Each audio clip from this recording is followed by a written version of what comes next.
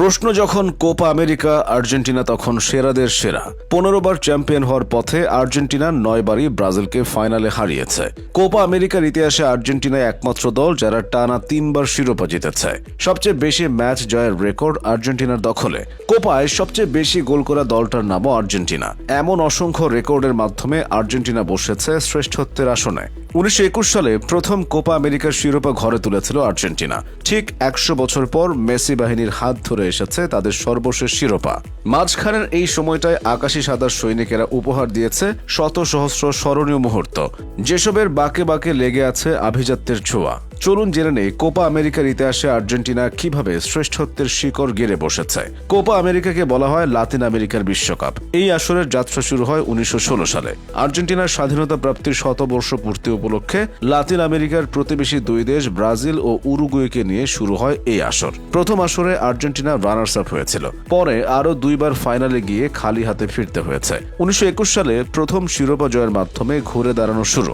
এরপর একে একে আরও 14 বার মহাদেশীয় শ্রেষ্ঠত্বের শিরোপা উঁচিয়ে ধরেছে আর্জেন্টিনা। কোপা আমেরিকার ইতিহাসে সর্বোচ্চ গোলদাতার তালিকায় শীর্ষে একজন আর্জেন্টাইন।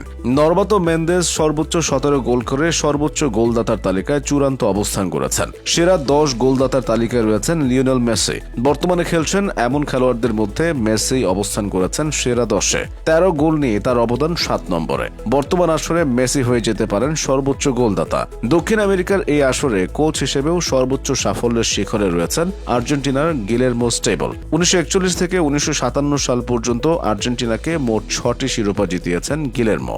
তার অধীনে ঐতিহাসিক হ্যাটট্রিক শিরোপা জেতে আর্জেন্টিনা। অথচ এই আর্জেন্টিনায় টানা 28 বছর কোনো শিরোপার মুখ দেখেনি, তাও আবার মেসির মতো একজন প্লেয়ার নিয়েও। সব অপেক্ষার অবসান হয় 2021 সালে। ব্রাজিলের মাটিতে এই আসরে ঘুচে যায় লিওনেল মেসির আজীবনের আক্ষেপ, দেশের হয়ে শিরোপা না জেতার অপূর্ণতা। চির প্রতিদ্বন্দ্বী ব্রাজিলকে ফাইনালে হারিয়ে মহাদেশীয় শ্রেষ্ঠত্বের সিংহাসনে বসে আলবিসেলেস্তেরা। লিওনেল মেসি বলে পা ছোঁয়ালেই জাদু, শিল্পের ছোঁয়া প্রতিটি পাস, ড্রিবলিংয়ে। ক্লাব কিংবা জাতীয় দল দুটোতেই একই দৃশ্যপট হলেও আর্জেন্টিনার হয়ে সাফল্য ছিল না। কোপার আসর দিয়ে মারাকানায় সকল দুঃখ উড়িয়ে মেসি লেখেন আর্জেন্টিনার গৌরব গাথা। মারাকানা স্টেডিয়ামে আসরের ফাইনালে স্বাগতিক ব্রাজিলের বিপক্ষে আর্জেন্টিনার জয়টা ছিল 1-0 গোলের।